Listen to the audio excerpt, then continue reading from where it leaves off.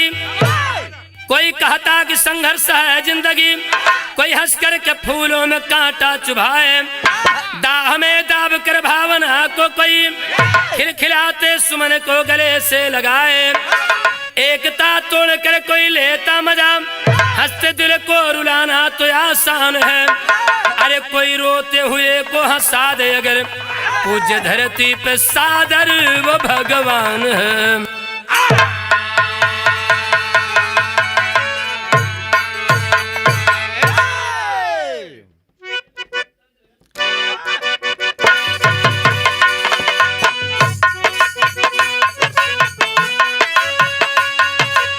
बाबा क्या बात है, यह है धुन बा फिल्म फूलों कांटा से। धीरे धीरे प्यार को बढ़ाना है, धीरे धीरे प्यार को बढ़ाना है, अरे हद से गुजर जाना है, धीरे धीरे प्यार को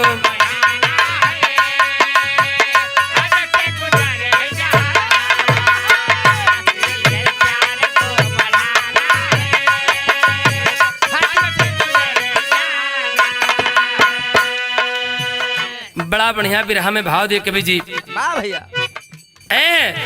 लहू जब लहू से टकराता है, लहू जब लहू से टकराता है, अरे खुद ही बिखर जाता है, लहू जब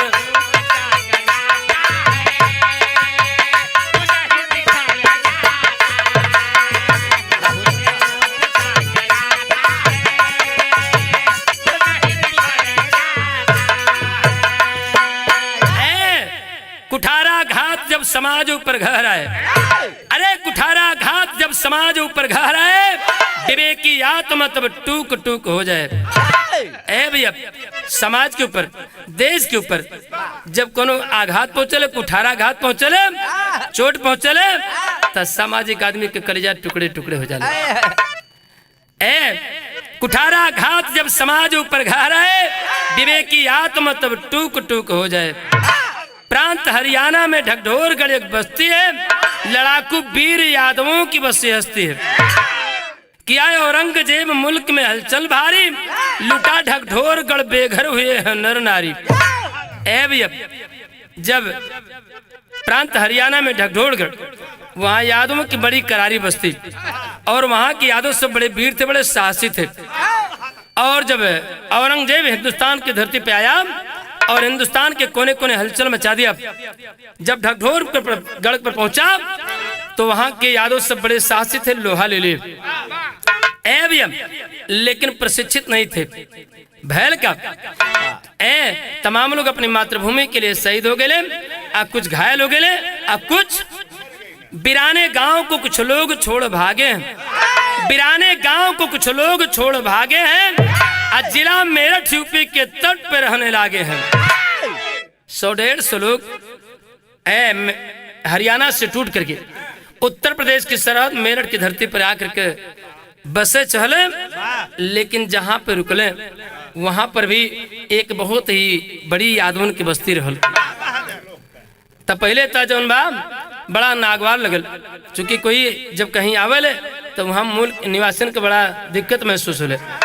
लेकिन जब सोचले कि बिरादर हुए, विपत्ति के मारल हुए, तो कल कोनो बात नहीं एक पुरवा उल उनके बता, एक पुरवा ये हो बस जाए। भैया एक पुरवा और बस गए। कुछ दिन बीतल तो यह पुरवा पर एक बहुत ही सामाजिक होनहार लड़का पैदा भइल, वह पुरवा पर भी एक बहुत ही सामाजिक होनहार लड़का पैदा भइल। दोनों का नाम कर है कि सौरभ गौरव दु यादव कललनवार है। एक का नाम सौरभ, दूजे का नाम सौरभ गौरव दु यादव कललनवार है।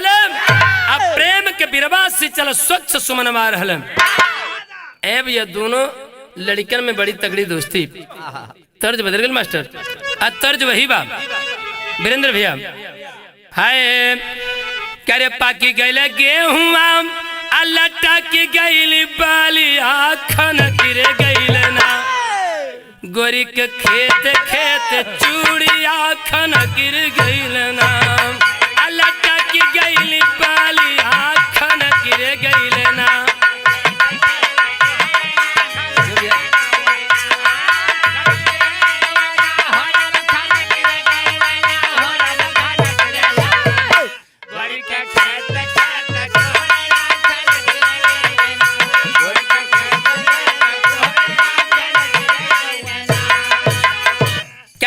गईले जेठवा जरल बालू रे तो छन गिर गईल ना वही मटर कछमिया छन गिर गईल ना। ए भैया इत तर्ज में लेकिन गाने के भावा करे मित संग मितवा निभावलन मितैया बनाई रे गईल ना अरे बनाई रे गईल ना साथी प्रेमवा के डोरिया बनाई गईल नाम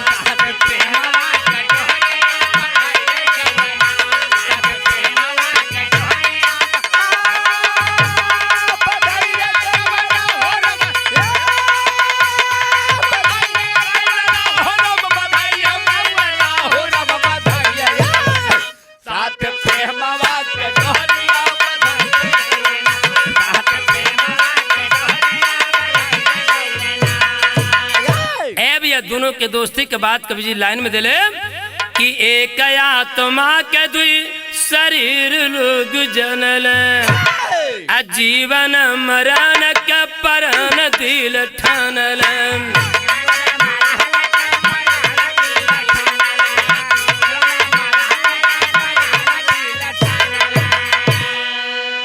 अरे मेटल मेटाई नाही बजर कट्टा किया बनाई रे गईल ना साथी प्रेमवा के डोरिया बनाई रे गईल नाम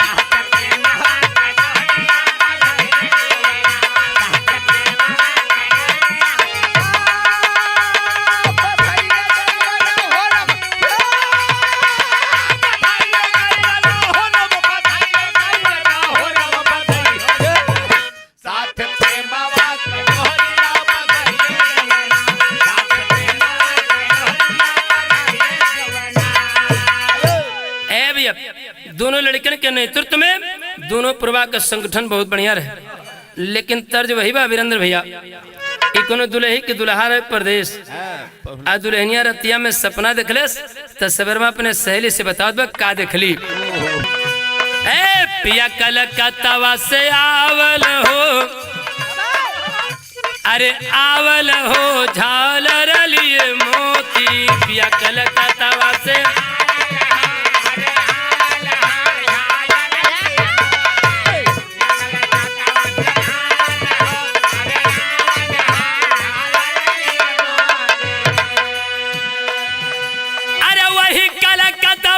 चूड़िया ले आवे वही कलम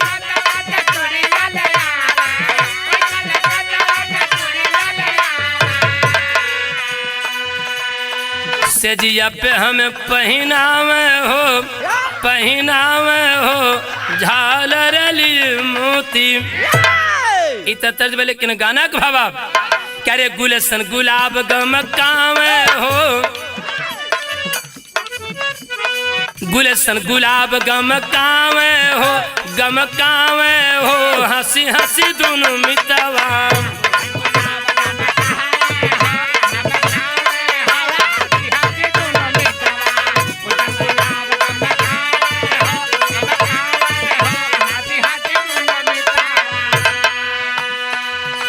अरे गांव में चुनाव प्रधानी कयायल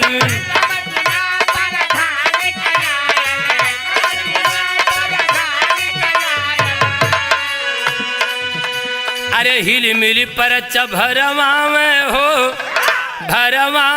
हो हंसी हंसी दोनों मितवा ए भैया दोनों लड़कियों के सौरभ और गौरव दोनों के नेतृत्व में दोनों पूर्वा का संगठन बहुत बढ़िया रहे लेकिन जो धीरे धीरे प्रधानी के चुनाव आ गए आज जब चुनाव आ गए तो दोनों पूर्वा के लोगों के एक खुली बैठक भइल और सौरभ के नाम का प्रस्ताव भइल गौरव भी ओकर समर्थन कैले कि सौरभ भैया के प्रधान बनावल जाए लेकिन भैया दूसरे समाज के लोग सोचे लगल कि इनके संगठन तो बढ़िया है ये बा अगर प्रधान भी हो जाए तो शक्ति बढ़ जाए तो बाद में तोड़ा बड़ा कठिन हो जाए।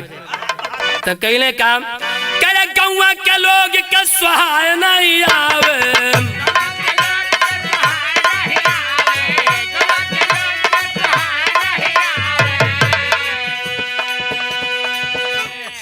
फुटमत के बीज बिखरावे हो, अरे फुटमत के बीज बिखरावे हो, बिखरावे हो, हंसी हंसी दोनों मितवा फुटमत के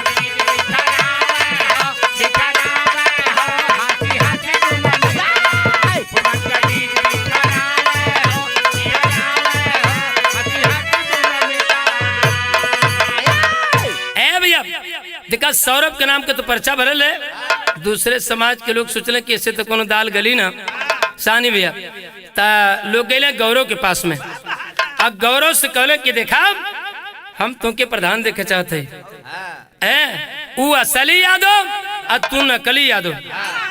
कहले कि मैं असली और नकली के कौन बा कहे ए भैया। दूसरे समाज के लोगों को बड़ा करारा जवाब दिया गौरव, कहा कि जब प्रेम का पुष्प पनपता है, अरे जब प्रेम का पुष्प पनपता है तो गंध कुदरती भर जाए, तब असली क्या है और नकली क्या बस मित्र मित्र संग मर जाए। जो वफादार है वफा के बस, अरे जो वफादार है वफा के बस वो वफा की चाहत करता है। अब फूलों की गली को छोड़ भले कांटों की राह गुजरता है। दो टूक कहा दूसरे समाज के लोगों को कि यह खून के दो रंग करके तुम, आप लोगों का मकसद मैं समझ रहा हूं कि यह खून के दो रंग करके तुम, अरे ये खून के दो रंग करके तुम ये अलगाव बात बिखराते हो। अरे हमें यादों है वह यादों है तुम नाहक में भरमाते हो। ए भैया गौरव कहा कि चाहे मेरा भाई सौरभ प्रधान रहे चाहे मैं प्रधान रहूं, मेरे पूरे दोनों पूर्वा के लोग प्रधान रहेंगे। ए भैया लेकिन कहल कि नीति से काम चले तो ठीक ठीक, नए लोग राजनीति लगा दे। अब बहुत से ना काम चले तो स्वर्गीय रामदेव गुरु कहें कि लोग कूटनीति लगा दे।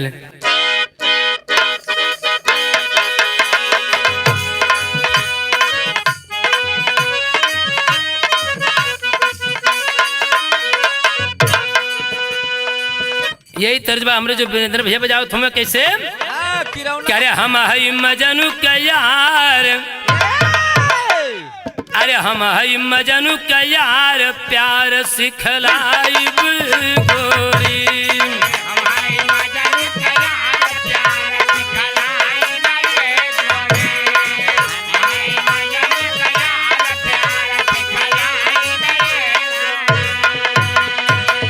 मगर गाना का भाव क्या रे डाले कूटनीतिया का जाल, करे डाले कूटनीतिया का जाल चाल चुगुलन कन छूटे, डाले कूटनीतिया के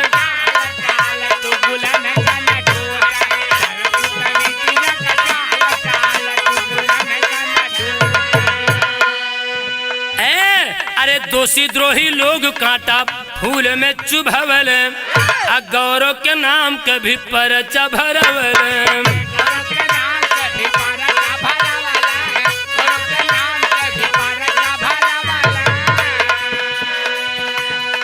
टूटल तलवरिया का ढाल चाल चुगलन के न छूटे। ए भैया बार बार लोग रगड़ कर लगले, गौरव से कहले कि काम करा तू अपने पूर्वा के वोट सहेज ला, हमन आपको मदद कर दे, हमन तुहके प्रधान देखे चाहते। प्रधानी के चक्कर में इहो बिना तेल के पकौड़ी हो गए। आज गौरव के भी नाम को पर्चा भरा गए।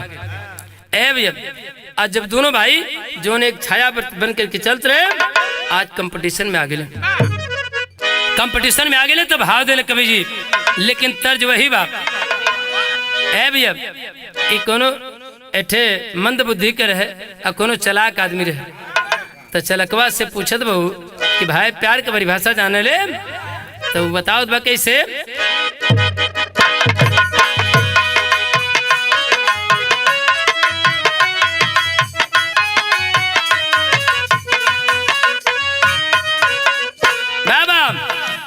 जवन रोग के दवाई न बैदो बताई, तब बुझिया कि प्यार हो गईल।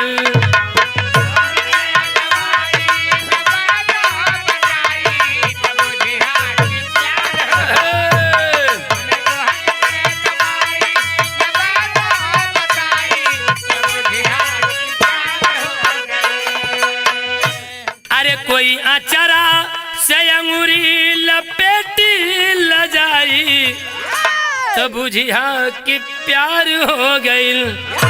इतना तर्ज में लेकिन गाने के भावा आज दोनों भाई जब कंपटीशन में आ गए तब करे आज बिछुड़ल भाई से भाई, करे आज बिछुड़ल भाई से भाई त दुर्लभ दीदार हो गई। आज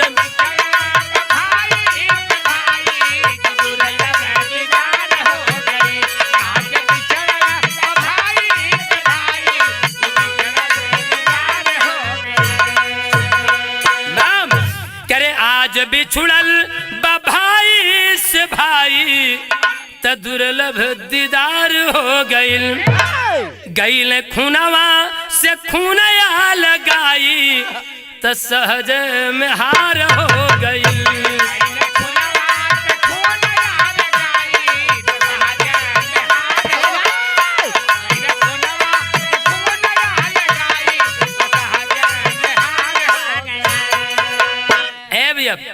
आपसी फूट का परिणाम हमेशा यही हुआ है और होता भी रहेगा।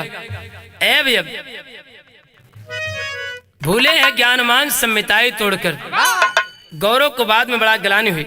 सामाजिक आदमी था कि मेरे चलते और प्रधानी का चुनाव हम हार गए, हमारा संगठन छिन्न भिन्न हो गया और बिरादरी के लोगों का मस्तक भी झुक गया शर्म से। ए भैया तब भूले ज्ञानमान संहिताएं तोड़कर, बदनाम राजनीति है भलाई छोड़कर। अरे जब दोस्त के दिल द्वेष की है भावना जगी, गौरव चला मिलिट्री में दिल ठेस है लगी। खुली भर्ती हो रही थी, गौरव जाकर के मिलिट्री में भर्ती हो गया। वो समाज की सेवा छोड़ करके देश सेवा में लग गया। लेकिन उनके परिवार की स्थिति क्या रहे, करे घर में बहिनी अकेला बूढ़ी अम्माई त समय अनहार हो गई। ओकरे घर में ओकरे एक बुढ़िया मतारी आ एक बहन जोने के नाम रहे मालती। मालती के शादी भइल मगर गौना न गए। लेकिन धीरे धीरे कुछ दिन जब बीतल तो ओकरे गौना के दिन पड़ गए। और जब गौनवा के दिन पड़ गए एक के दिन बाकी रह तबले ओकर संदेश आयल कि ओकर भाई ना पे हैं। मालती अपने सखी सेलर से कहे लगल का कल भैया तर्ज वही बाप।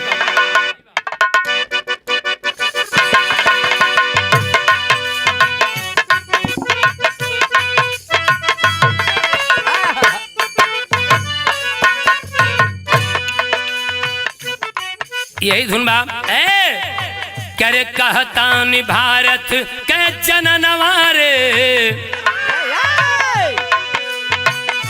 कहतानी भारत के जननवारे सजनवा हमार बड़ा लहरी। कहतानी भारत के जननवारे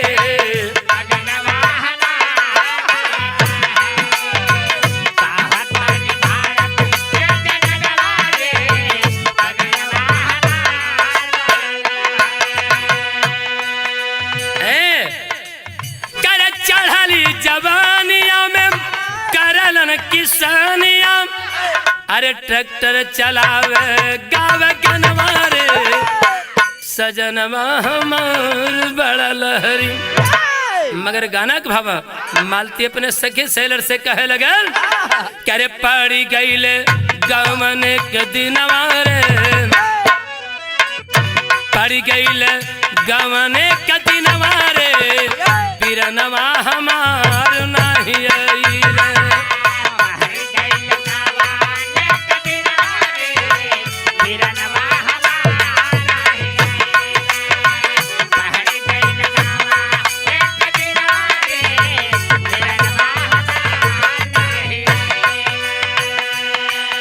ए भैया बिहने बरतिया समय पाके बरती हो गए भाव लगल है करे पाई के समय आइली दुआर बरातिया।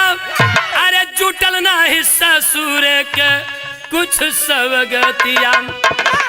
अरे माटी होला सोचल सपनवा रे, माटी होला सोचल सपनवा रे बिरनवा हमार नहीं आइले। माटी होला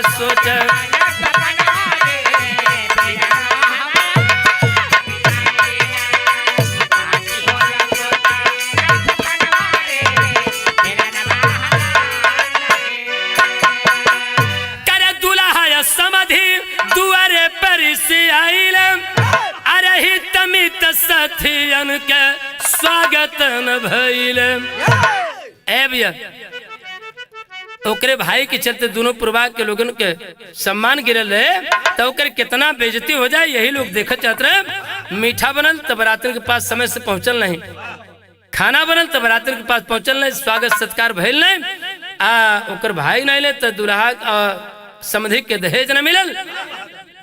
तो देखा अगर गांव में संगठन छिन्न भिन्न हो जाले तो यही होता है। करे लौटल डोली ले के उदास मनवारे बिना विदाई के बारात वापस लौट गई। अरे लौटल डोली ले के उदास मनवारे बिरनवा हमार नहीं आइल।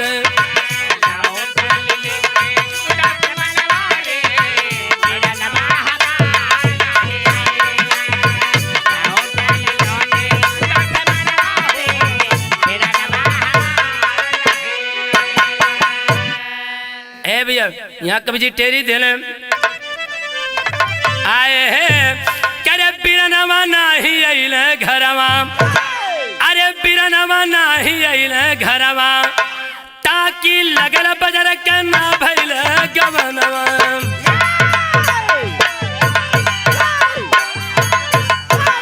अरे सुख विहीन गमगीन बहन दिखलाती कोई राह नहीं। है तजी प्राण बुढ़िया माई अरे सह न सकी वह आह नहीं। जरे मांग सिंदूर विधाता जीने की अब चाह नहीं। निकन लागे नैहर नगरी निकन लागे नैहर नगरी ससुरे के परवाह नहीं। अरे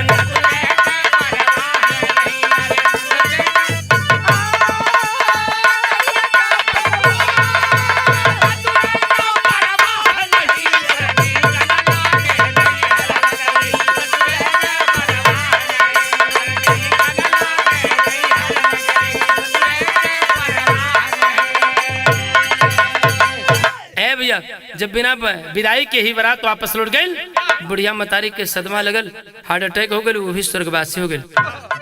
आज जैसे 32 दांत के बीच में जीव रहले वही तरीका से मालती लड़की बा। तमाम लोगों के कोई ताना मारत बा, कोई महना मारत बाटे, कोई बोली बोलत बा, कोई सीटी बजावत बा, लेकिन जिंदगी से उब जाती है। एक दिन आत्महत्या का मूड बना करके और चल देते हैं, लेकिन तर्ज वही बा। हाय करे छोड़ गई रे रात सुतल सजरिया पे, छोड़ गई रे रात सुतल सजरिया।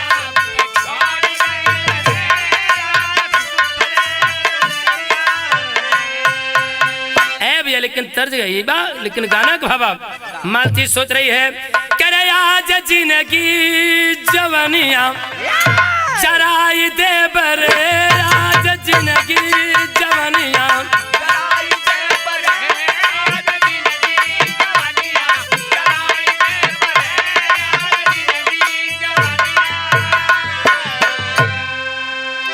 करे रतिया अनहार चली जाती कुलाई रहिया में सौरभ तब गईल भेटाई।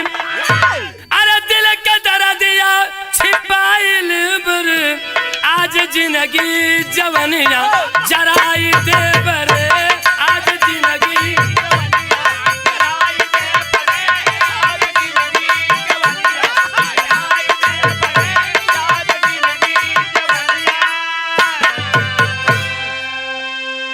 ए भैया रात की बेला में मालती घर से निकल करके चल देती है, लेकिन अंधेरी रात में आगे चली जा रही है। लेकिन उसके भाई का पहले का दोस्त सौरभ कहीं निमंत्रण में गया था और जब देखा इतनी रात बीते मालती कहाँ जा रही है, आखिर है तो मेरे दोस्त की बहन।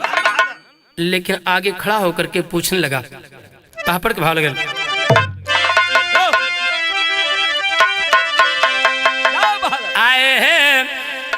पूछे सौरभ कैलू कहा पयनवा आधी रतिया के।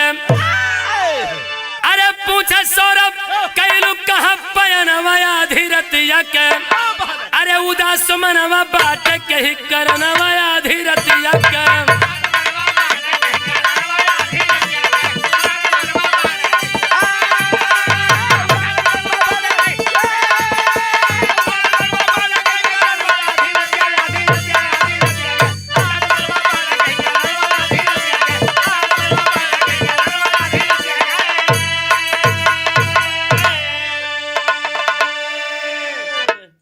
कही मारती गवने के दिन लौटल द्वार से डोली हो।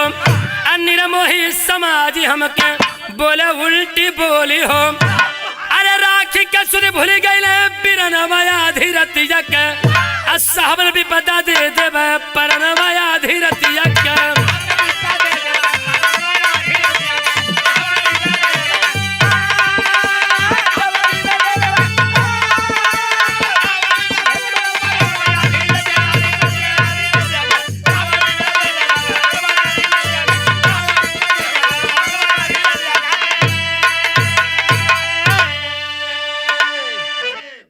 सौरभ पूछने लगा कि मालती तू इतनी रात को कहाँ जा रही है। वो कहते हैं कि भैया आज मुझे मत रोकिए, आज अब मैं जीने का कोई अधिकार नहीं मेरा, और मैं जीना नहीं भी चाहती हूँ इस समाज में। आज अगर कहीं नदी नाला मिल जाएगा तो मैं डूब के मर जाऊंगी, रेलवे की पटरी मिलेगी तो कट के मर जाऊंगी, और आज के बाद इस समाज को मैं मुंह नहीं दिखाऊंगी। लेकिन सौरभ समझा रहा है, हाय हाँ करे सुख दुख समय न बस में कोई के।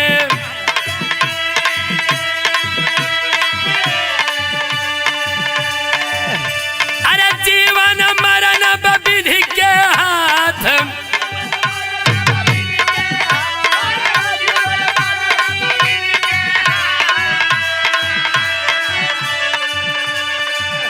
अरे हत्या नहीं आत्महत्या सम। लौट चला घर हमारे साथ।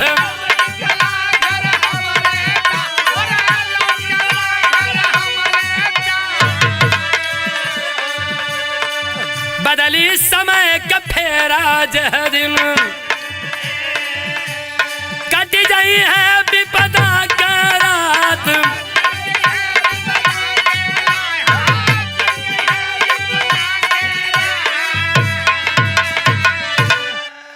भैया सौरभ समझा रहा है कि बहन जान मत दे, और खासकर जब तक मैं जिंदा हूँ सुख और दुख जिंदगी के दो पहलू होते हैं। जीवन में कभी सुख होता है तो कभी दुख भी झेलना पड़ता है। और मैं वादा करता हूँ मैं तुझे गीता और गंगा की तरह तब तक पवित्र रखूंगा अपने घर पे जब तक तेरा भाई गौरव नहीं आ जाता है, समझा बुझा करके किसी तरीके लेके जाता है, अपने घर पे रखता है। आला का तर्ज बदल गई। करे शरणागत सरानिया में पड़ली बहनिया ये भैया। शरणागत सरानिया में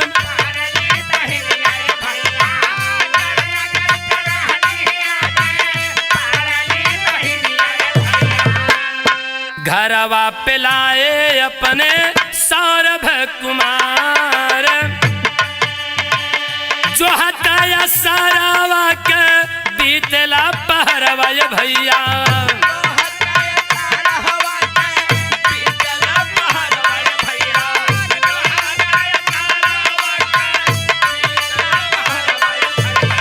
बंद भय लड़ाई अइले बीरन जुझार।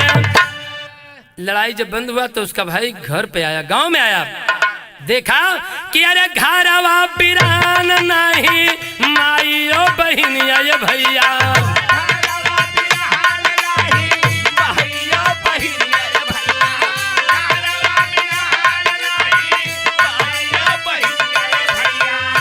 गौवा के लोगवन से कैलई जहार। गांव के लोगों से पूछे लगल कि हमार मतारी कहाँ बा, हमार बहन कहाँ बा। देखिए समाज के पास में कैसी दोधारी तलवार होती है। गांव के लोग कहले का करे गौवा का लोगावा का करल चुगलैया ये भैया।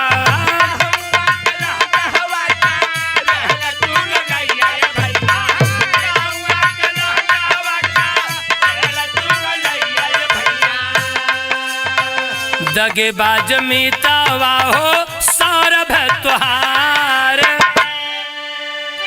अरे ब्याहे बिन बहिनिया के तोहरे राखी लिहल ये भैया।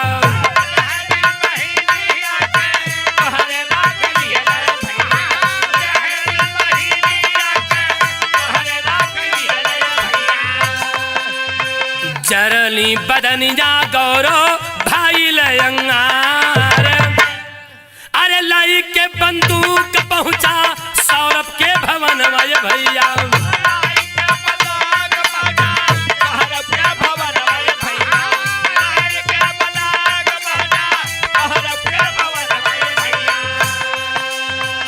करेला आवाज दुआरे पे ललकार।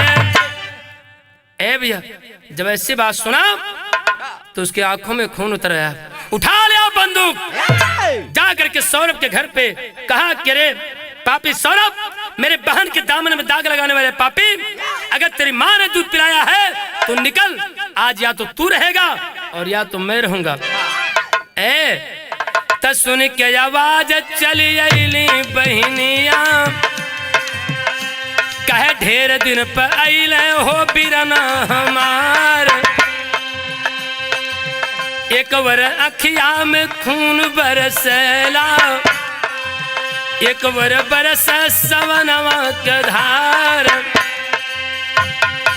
ए भैया दहाड़ जब सुनते तब मालती कि कान में आवाज पड़े तब मालती निकल के आयल। आज समझे तो के देर ना लगल, अपने भाई से कलश की भैया तो आज सौरभ के मारे आयल हुआ, अगर मारे चाहते हो तो एक काम सुना। आखिरी बाबा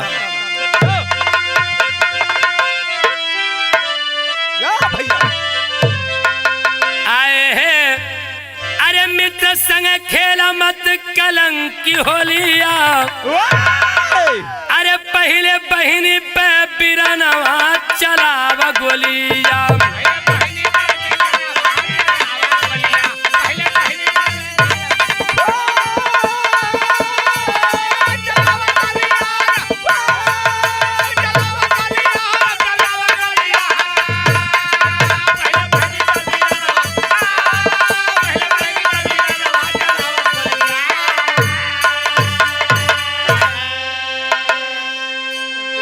याद करा वही दिन के बीरन समय पूरे जब भैले, अरे गमन के डोली द्वार से लवटल कोई मदद न कैले, भैले माई के मरनवा चलावा गोलिया।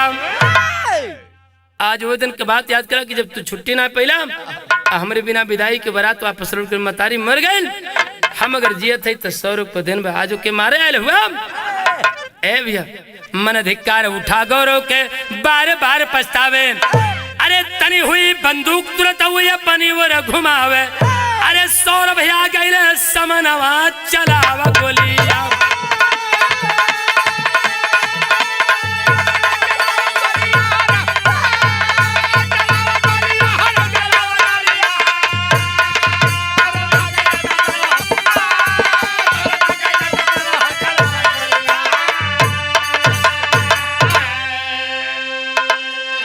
पकड़ लिया पकड़ लिया बंदूक तुरंत गोली न सकल छोड़ी, अरे कह नेतागिरी के चक्कर में बिछुड़ल या खून के जोड़ी, खून के पहचान खूनवा चलावा गोलिया। कहा कि मित्र 56 कोटि यदुवंशी मर गए आपस में ही लड़के, अरे बैर करा मत भाई भाई राजनीति में फंस के, राख शक्ति संगठनवा चलावा गोलिया।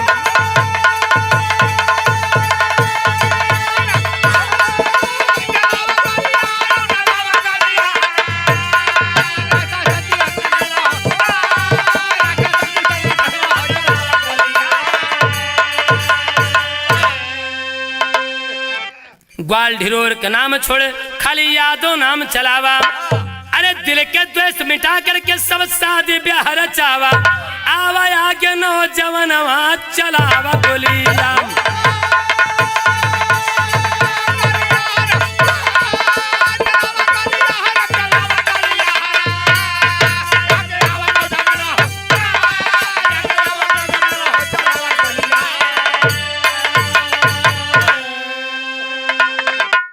बिहारी गुरु गणेश गुरु राम लाल मन जोगी, गुरु बिहारी गुरु गणेश गुरु राम लाल मन जोगी।